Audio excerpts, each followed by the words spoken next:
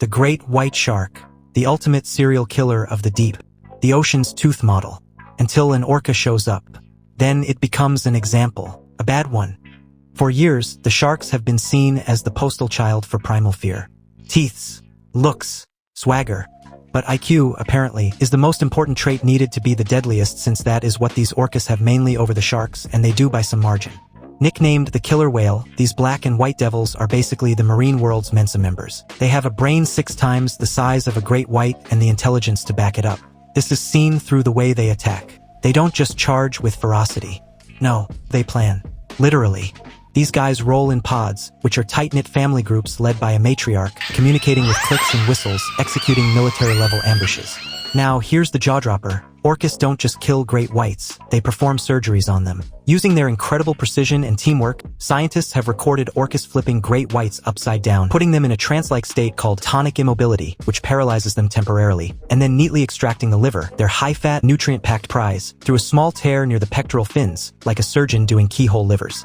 No bloodbath, no mess. Just clean, calculated efficiency. Imagine being so advanced that your meal prep involves anesthetizing your dinner first. And after that, usually they leave the shark as is. They don't even eat the rest. They just let the shark float away and wash up at shore. They know the liver is where the good stuff is, so they don't even waste time biting through bones and muscles. What's even wilder is that orcas seem to share notes. Pods on completely different coasts have learned the same liver extraction trick. This isn't just instincts, it is culture. The killer whales have literally scared sharks off territories after several of these attacks. In South Africa, a pair of orcas named Port and Starboard were observed killing 17 seven-gill sharks in a single day off Pearly Beach. That same pair have also been implicated in multiple cases of great white sharks washing ashore missing their livers in what appears to be selective predation. After those orca attacks in South Africa, great whites completely disappeared from key coastal regions like False Bay and Gansby for years. Scientists recorded a massive drop in sightings and confirmed that the disappearance aligned directly with the arrival of orcas Port and Starboard. So even though the sharks have been the ocean's OG for a long time, being around for hundreds of millions of years, probably older than land animals, dinosaurs, and even trees, the orcas who came much later have studied, learned, outsmarted, and humbled them. So yeah, orcas are the literal embodiment of, look at me, sure, I'm the captain now.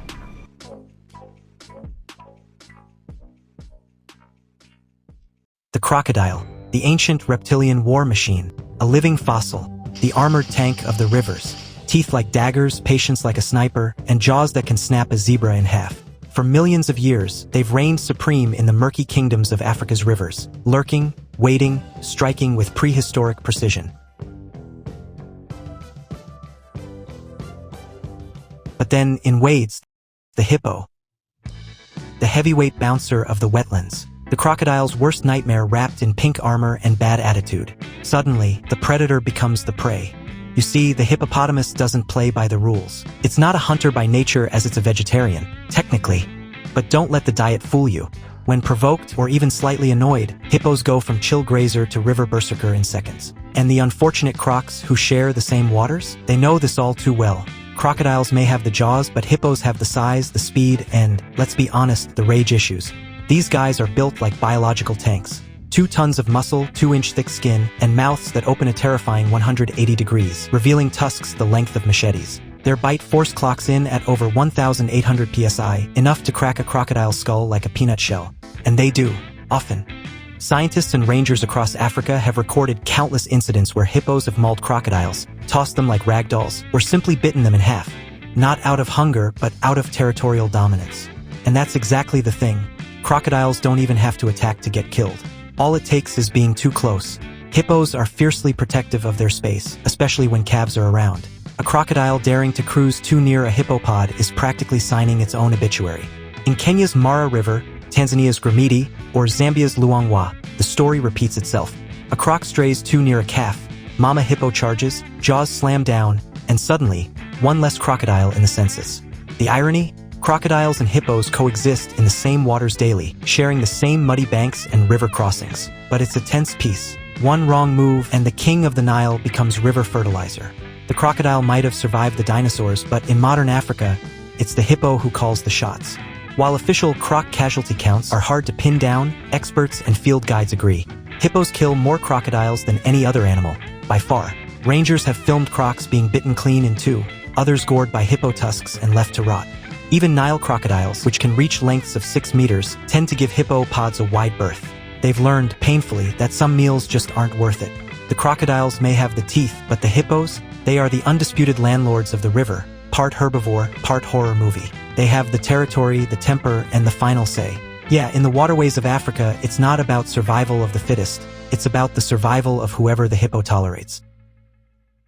The peregrine, the feathered icon of speed, nature's precision strike system, sleek, streamlined, and savage. So fast that you don't actually see it killing its prey. Just one moment where the animal's blissfully enjoying life and the next with it being a past sentence. The sky's apex missile and fastest earth animal, clocking over 240 miles per hour in a dive. For years, it's ruled the daylight skies as the embodiment of aerodynamic perfection. For something that powerful, you'd think it's unstoppable, right? Enter owl. If the falcon is speed, the owl is silence. The falcon wins by velocity, the owl wins by invisibility. Its feathers are engineered with microscopic fringes that muffle air turbulence, making its flight completely soundless. No hush, no warning, just death delivered quietly. While the falcon thrives on shock and awe, the owl thrives on stealth and patience. And when the two meet, usually around dawn or dusk, the unthinkable happens. The hunter becomes the hunted. It's not a myth. There are documented cases of owls, particularly the great horned owl, ambushing peregrine falcons and other raptors. They don't chase, they wait.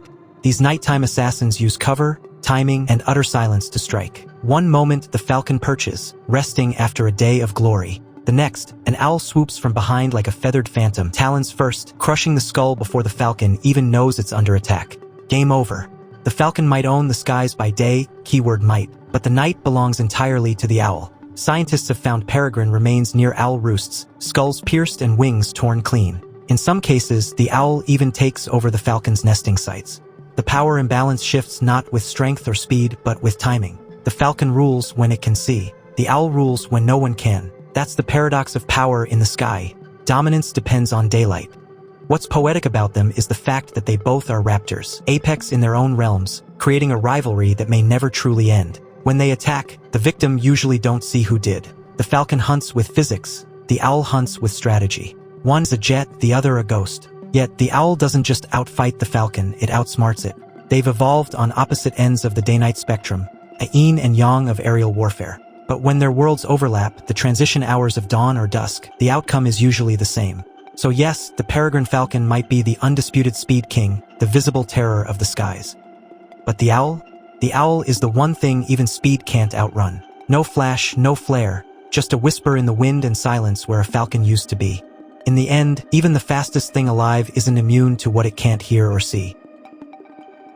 The snake, the silent slitherer, nature's unblinking assassin and humanity's biggest betrayer, according to the books at least.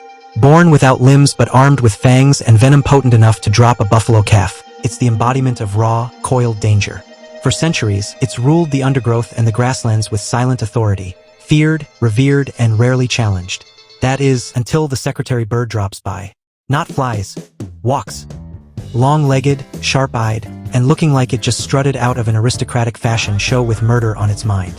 If the snake is stealth, the secretary bird is swagger.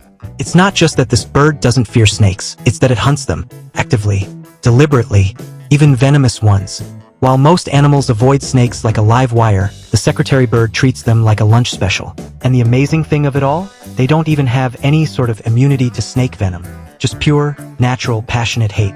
Standing up to 1.3 meters tall, it stalks across the savanna on crane-like legs that can deliver a kick with the force of 5 times its body weight, a blow strong enough to break a snake's spine in a single strike. Scientists have clocked these kicks at speeds so fast and accurate they could make a boxer jealous. The secretary bird sometimes stomps the ground deliberately to flush out hidden snakes or rodents. It'll walk slowly through tall grass, tapping and stomping the soil with its feet. The vibrations mimic movement or threaten burrows, causing snakes to reveal themselves. And when they look up, it's their worst nightmare. The secretary bird then teases or provokes the snake to strike, and when the snake does lunge, the bird doesn't flinch. It simply steps aside with surgical precision and counters with lightning-fast stomps, pinning and pummeling until the snake's head is pulp. Once it's certain the danger's gone, the bird casually tosses the limp body in the air and swallows it whole, sometimes headfirst like a victory shot. No fear, no hesitation, no venom immunity needed, just sheer reflex, accuracy, and hate. And make no mistake, snakes do fear them. Field researchers in Africa have watched puff adders and cobras freeze or retreat when a secretary bird approaches. Even large species like black mambas, the ultimate do-not-disturb reptile, have been recorded falling victim to these long-legged assassins. What's even more fascinating?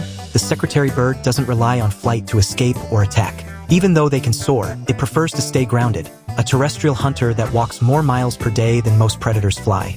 Its Latin name Sagittarius serpentarius literally translates to snake archer, and it lives up to it, striking from range, quick, precise, and devastatingly effective. Feet so quick that 2008 Ronaldo would be envious.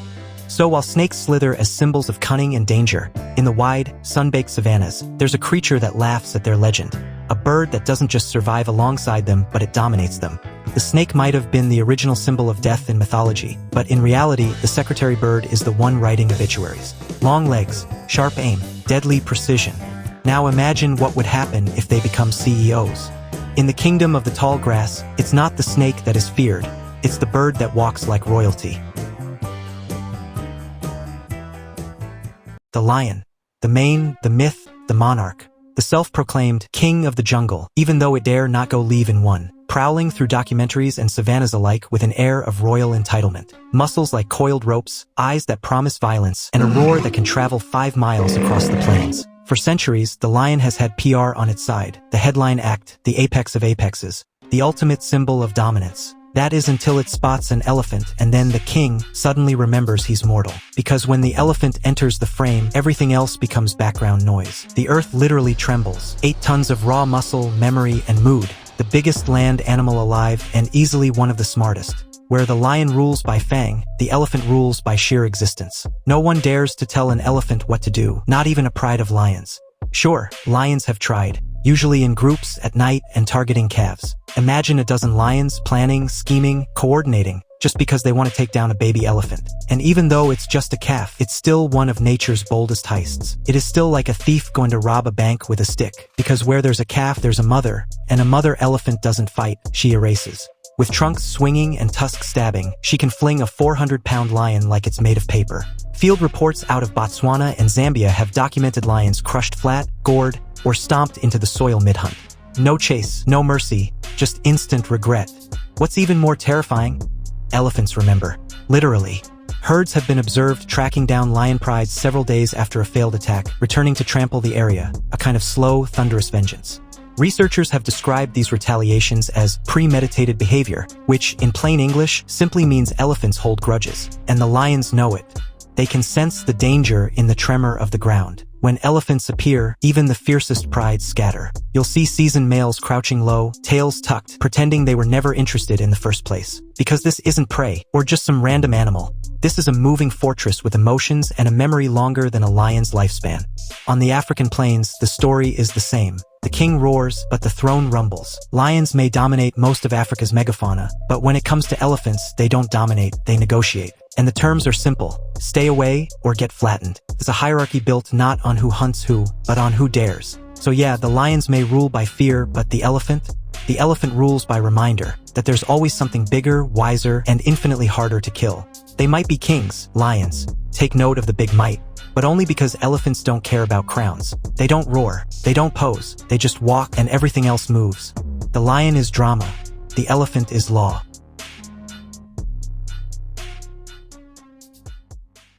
Humans. Top of the food chain. Strong, smart, inventive. Got the tools, weapons, technology. The apex of apexes. A species so dominant that it doesn't just survive nature. It redesigns it. Once, survival meant spears and fire. Now it's satellites, nuclear power, and air-conditioned offices. Evolution's teacher's pet. Literally the most destructive animal to ever exist. That is, while awake. See, here's the twist. For all the dominance, the inventions, the skyscrapers, there's one predator that's been silently stalking humans from the shadows. One that doesn't roar, doesn't charge, doesn't even blink. You see, when you hear the name of this species, you'd probably think, nah, this dude can't be our scariest predator.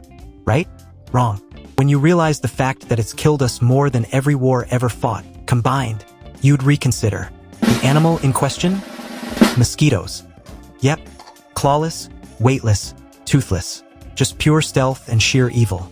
Meet the tiniest serial killer in history, A few millimeters of wings, a needle for a mouth, and a thirst for blood that makes vampires look like amateurs. Like, do you know just how tiny these things are? A single drop of ink or water can be around 20 times heavier than the average fully grown adult mosquito. And yet, while humans have fought lions, tamed oceans, and landed on the moon, they've lost more wars to this tiny buzz than to any empire combined. Malaria, dengue, Zika, yellow fever, the mosquito carries a biological arsenal that's wiped out civilizations. Statistically, this speck has been responsible for more than 51 billion deaths in human history. And seeing as there have only ever been about 110 billion humans, it means the mosquitoes alone have killed nearly half of every human to have ever existed.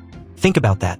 The greatest predator of the so-called most advanced species isn't some alien beast or raging AI. It's something you can squash between your palms, and yet it keeps winning. Every year, mosquitoes kill over 700,000 people. That's almost 2,000 per day. The combined death tolls from wars and pandemics is said to be between 500 million to over 1 billion, and that is depending on how far in history you go. This means that the mosquitoes have killed at least 50 times the losses from every disease outbreaks and human conflicts ever experienced, put together. Insane. Every flap of its wings carries the weight of human vulnerability, a reminder that intelligence doesn't always equal immunity. And the irony? Humans have thrown everything at it. Insecticides, repellents, vaccines, gene editing tech. We've declared an entire global war on mosquitoes, and still they adapt, they evolve, they dodge chemicals, bite through nets, and return every rainy season like clockwork. Nature's most consistent assassin. No ego, no strategy, just persistence written into its DNA. Meanwhile, humans keep building cities that make perfect breeding grounds. Stagnant water, humid warmth, and then endless hosts. We made the world comfortable for ourselves and for them. The ultimate cohabitation of predator and prey. Scientists have joked that mosquitoes are nature's population control, but maybe it's not a joke. For all our supposed mastery, the mosquito reminds us of something ancient, that nature still holds the upper hand. We might command the stars, but down here at ground level, a dot with wings decides who lives and who doesn't. It doesn't care about borders, beliefs, or technology, as it's an equal opportunity executioner. Every empire, every civilization, every king, president, and peasant, all swatted the same way. So yes, humans might be the planet's architects, but even architects can bleed. Because in the grand stories of predators and prey, humans may have conquered everything else. But in the eyes of the mosquitoes, nah, we are still just only dinner.